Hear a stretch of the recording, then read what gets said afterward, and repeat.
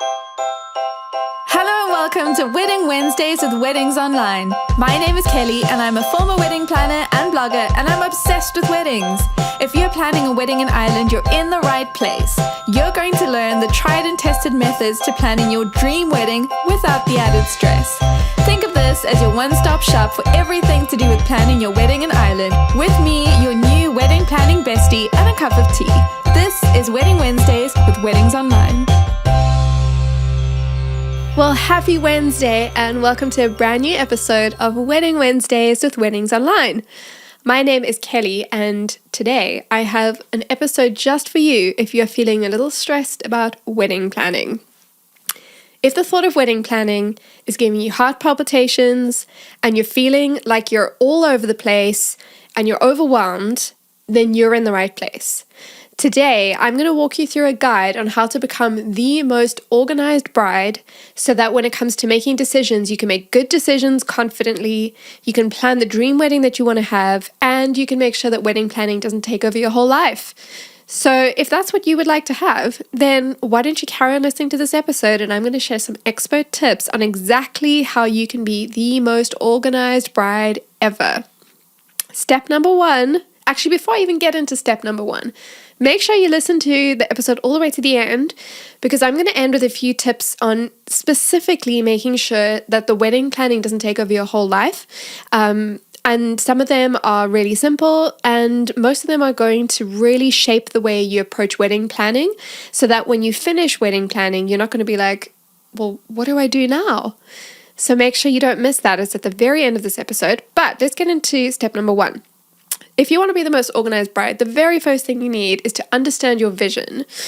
So this is what happens. Sometimes couples get engaged and they have very little experience with planning a wedding, which, that's most of us, because unless you've been in the wedding industry or you've been an event planner, or maybe if you've been a maid of honor or someone close to you has gotten married, unless you've been in those situations before, you probably don't have any experience.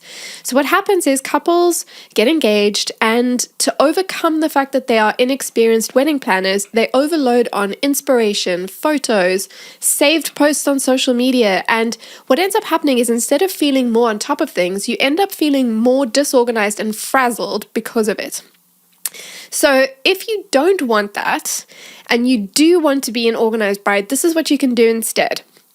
First, take time to work out what you want your wedding to look and feel like. And once you've got a handle on what that is, and you know your wedding brand, your wedding style, the colors you want to go for, and the type of wedding that you're envisioning, then you can push aside any other inspiration that doesn't meet that brand. So for example, if you've decided that you want to have a sophisticated wedding and it's going to be very classic and timeless, but then on the other hand, you were thinking maybe something beachy and boho, and you're trying to toss up how you can choose. Let's say you choose the first option. You're going to go for classy and timeless, and you're not going to go for the beachy boho wedding. This is just, a for instance. It's not saying one is better than the other. But then what I recommend is once you've settled on that style, your colors, the vibe you're going after, then all the inspiration to do with the beachy wedding you can push aside, because all it's going to do is confuse you and overwhelm you, and you're not going to feel organized. You're going to feel torn in two. So pick your style, pick your colors, put some words to it, and then that is what you're going to focus on. Now, you might be thinking, how on earth do I make that decision? Where do I start? We actually have a whole episode that I'm going to link in the notes to this. It's episode 33. It's all about choosing your wedding style and colors. And in that episode, I walked you through the steps to take to think about, the season you're getting married in, the type of venue you picture yourself getting married in, all of those really practical decisions to help you really narrow your focus. Once you can get that right, you won't be dealing with the overwhelming, sense of inspiration everywhere and not knowing where to go. So it's really important that in being organized, you know what type of wedding you want to have and you can focus on that, because that will help you to make all the decisions to follow. Item number 2, if you want to be really organized, you need to find a system that works for you. Now, just imagine in your normal life, you have a daily planner for work Then you've got a note on your phone. Maybe you've got the Notes app and you use that for planning out your meals. And then maybe you've got the List app on your phone, and that's where you handle your grocery list. And then maybe there's also a scrap of paper in your handbag just in case, something pops into your head and you want to write it down. Are you already feeling overwhelmed just thinking about all those different things? Now add into the mix a disorganized wedding planning system and you're asking for chaos. My recommendation is to find one system and stick with it. We're not going to address your overall life organization today, so let's push that aside for a moment. But when it comes to wedding planning, if you have one system and you can stick with that, you're going to feel like you're really on top of all your wedding admin because you're not going to have scraps of paper that you've lost. You're not going to have an idea that you've jotted down somewhere, but you can't remember where you did that. So I recommend selecting your system, and different systems work for different people. Yours could be a completely electronic system. It could be something like a Google Drive folder where you save all your invoices. You could save correspondence between you and suppliers. You could then have a spreadsheet that you make, and that can have your master to-do list. It can have your RSVPs and basically everything to do with the wedding, all in your digital space. Or maybe you're one of those people that really likes to have everything physical and you like to make, physical notes. You want to tick them off, scratch them out. That works for people. Then it could be having a folder. It could be having printed versions of your invoices. It could be having a written to-do list, and everything that you need is in that one system. The key here is to pick a system that works for you and your planning style, and to have everything in one place and then to really stick with that planning style. That's just one really simple but really big step that's going to help you feel on top of all your wedding admin. And when it comes to finding your system, I also recommend finding a way to set reminders for yourself. So you want to remind yourself to book certain suppliers, to set appointments, to go for dress fittings, and all the different things that are coming up. For example, you may choose your wedding dress, and then your wedding dress designer requests that you come in for an appointment in so many months' time to do a refitting or to do alterations or whatever the next step is for you.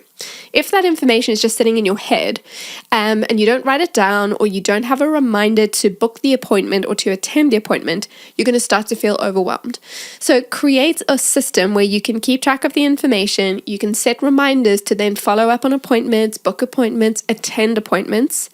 And I'm telling you now, that is going to make a huge difference to your sanity and your ability to plan your wedding without feeling stressed. Item number 3, get your hands on a checklist. This is what I think about checklists, and I will sing the praises of a wedding checklist till the day that I die, because I think that this is the number one tool that can help anybody plan their wedding like a pro. A wedding planning checklist will walk you through every single decision you need to make in the order that you need to make it and at the right time that you need to make it. So let's say you're getting engaged and you're planning your wedding in about 12 months. A 12-month checklist will say, at this point, book your venue. At this point, print mass booklets. At this point, hire a makeup artist. At this point, have your makeup trial. But if you don't know the order that you need to do these things, or maybe you don't even know which things you need to do, you're going to start getting really stressed, and you're going to be thinking at step 1 about things you actually only need to do at step 25. But if you have everything in order, if it's a checklist that's been created by the pros, then you don't need to worry that you're going to miss something. So I recommend getting your hands on a checklist, and you're probably thinking, where the heck am I going to find a checklist? Don't Google it, because I've got one for you. I'm going to share a link to that in the notes for this episode as well. And if you go to weddingsonline.ie/blog, you can find all the written breakdowns of all our podcast episodes. And in the one for this episode, which is number 73, I'll pop a link in there too, so you can make sure you have your very own wedding planning checklist, because I promise you, this is a game changer. I used a wedding planning checklist for my wedding. I planned my own wedding. I used to be a wedding planner. It was a checklist that I sent to couples that I knew, couples that I was working with. It works for everybody. So get your hands on a checklist, and I promise you, you will come back and thank me when you start using it. Okay, we've got 2 more things on our list today. Item number 4, don't be ashamed of getting the pros involved. And now I know what you're thinking. I can do this. I can plan my own wedding. I've been dreaming about this wedding since I was a child. I'm the one with the vision. I know what I need to do, and I'm the only one who can execute this properly. If this is the thought pattern that you have, you're going to start to feel overwhelmed, and you're going to be trying to do the impossible, and you probably are going to burn out at some point. And then when you're burnt out, you're going to be more disorganized and ultimately more disappointed. So this is what I reckon you do. Find a way to work with the pros. And this can look different for different people. If your budget will allow, it might involve handing all the planning over to a professional wedding planner who can take everything, they can do everything for you. They can work out your budget. They can hire all your suppliers. They can take your vision and bring it to life. But the reality is that's not possible for everybody because not everybody can afford a full-time wedding planner. And some people have time to plan their weddings, but not the budget to actually get someone involved. If that's you, you could consider a day of coordinator. That's somebody who can take over the communications between you and your suppliers a few weeks ahead of time, somebody who can take your initial plans and run with them for you so that as the day gets closer, you can focus on things like your vows and actually getting married and celebrating, and you're not thinking about what time the DJ needs to arrive and do they know where to set up, do they have the right equipment, all of that kind of thing. Ultimately, whatever you decide to do, I recommend that the people you hire to make your day come to life are professionals. So don't get your aunt to coordinate your wedding and your friend who's got a guitar to do the music. Unless these people are professional wedding experts, it's always a disaster and you're going to feel really stressed. If you've ever worked with a professional wedding supplier, whether that's your DJ or your photographer or your venue or caterer, they do this all the time. So they know what questions to ask you. They know how to best prepare you so that throughout the planning stages, you feel at ease, knowing that the professionals are going to make your day happen. But if you've got a group of suppliers that are actually not professionals and they're friends of yours and they're just pulling things together, it's going to be a lovely experience having their help, but you're going to take on a lot more of an emotional burden trying to make sure that you know what information to give them, you know what information to get out of them, especially if you've never planned a wedding before, they've never really taken part in a wedding before. It's just a recipe for stress and chaos. So I recommend hiring professional suppliers and listen to their advice. If your photographer suggests a specific time that would really work for the couple's portrait photos, listen to them because they know what they're talking about. If your wedding venue suggests bringing out the meal at a certain time, listen to them because they do this all the time and they know what works. So just have a think, have a chat with your other half and make sure that the people you're getting to make your day come to life know what they're doing, they're professionals, and then you can relax and trust them as they help bring your day together. The final one, this is the one that I said you should listen out for because this tip is going to help you more than you can imagine. And that is, don't let wedding planning take over your life. If you've ever had to multitask and do several things at a time, especially tasks that are completely different from each other, you can understand how stressful that is when your head is in two different places and you can't fully commit to either task because you're trying to do them both at the same time. When it comes to planning your wedding, maintaining your friendships, building your relationship with your other half, keeping a job, building your career, it feels a lot. And there are a lot of things that are happening at the same time and it can be very overwhelming. But if you want to be an organized bride, it's really important that you don't allow wedding planning to filter into every aspect of your life. It's going to feel like you constantly have something to do. Your to-do list is never ending. And every time you cross an item off, another 3 items pop on. And it just feels like a lot. So this is what I recommend you do. And this is what I did when I was planning my wedding. And remember, I was a wedding planner at the time. And so I was already planning other people's weddings as well. I recommend that you compartmentalize your wedding planning and don't forget about the rest of your life. So here are 4 tips to help you do just that. Tip number 1, set up a free email account and use that for all things wedding. It could be a Gmail account. It doesn't have to be anything fancy. It could be something like Glenn and Kelly Get Married or Hartman Wedding 2015. Whatever it is that works for you, something that's not too long that people can't remember. And use it for everything to do with the wedding. It can be how you communicate with suppliers. It can be how you gather your invoices. It can be how you gather RSVPs and meal choices. All the wedding things, pop them in that email address. And it means you're not going to get your wedding stuff mixed up with your taxes and your work things. All your things will be completely organized in one wedding planning email address. And it also means that if you need a day off from wedding planning, you're not going to be bombarded by all the emails unless you open that email app. Tip number 2, for the first few months of wedding planning, choose one day each week and let that be your wedding planning day.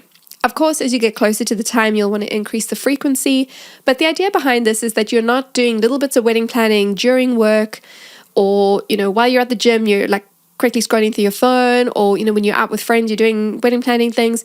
It just means you've got a day, and on that day, you and your other half sit down together and you go through everything on your list. You have all your conversations, you consolidate the planning into that one day. It's one really productive day. And then for the rest of the week, you can be making a couple of decisions here and there, popping out a few emails if you need to, but it's not this never-ending thing of constantly doing wedding planning with every waking moment of the day. Tip number 3, have regular date nights with your other half where wedding talk is off limits. Use this time to build into your relationship, find out about things that are important to you. Like if you don't know anything about their religious beliefs or their value system, the kind of things that are going to help you build a strong marriage, take this time now to invest in those conversations and to really show your other half that at the end of the day, the relationship is the thing that's the most important, and getting married is the ultimate goal, not just hosting a big wedding. And the final tip, continue to hang out with your friends and take a genuine interest in what's going on in their lives too. So you don't want to be that person that only talks about your wedding, because it gets boring, and yes, your friends are excited for you, but after a while it just gets a bit much. Take time to really invest in your friendships, and then once the wedding planning is over, you still have things to talk about. It's not going to be 3 years of you talking about your wedding and then suddenly you realize you don't know anything about what's happening in your friends' lives. So to reiterate the 5 tips, to become the most organized bride, this is what you got to do. Step 1, understand your vision and stick with it. Step number 2, find a system that works for you, digital or physical, whatever works, but use it wisely. Step number 3, get your hands on a checklist. Use the link that I'm sharing in the notes for this episode so you can use our free wedding checklist. Number 4, don't be ashamed of getting the pros involved. They're there to help. And finally, don't let wedding planning take over your life. Thank you for listening today. The Wedding Wednesdays with Weddings Online podcast is produced by me, Kelly, and mixed, mastered, and edited by Glenn Hartman. For more wedding planning tips, advice, checklists, and more, visit weddingsonline.ie.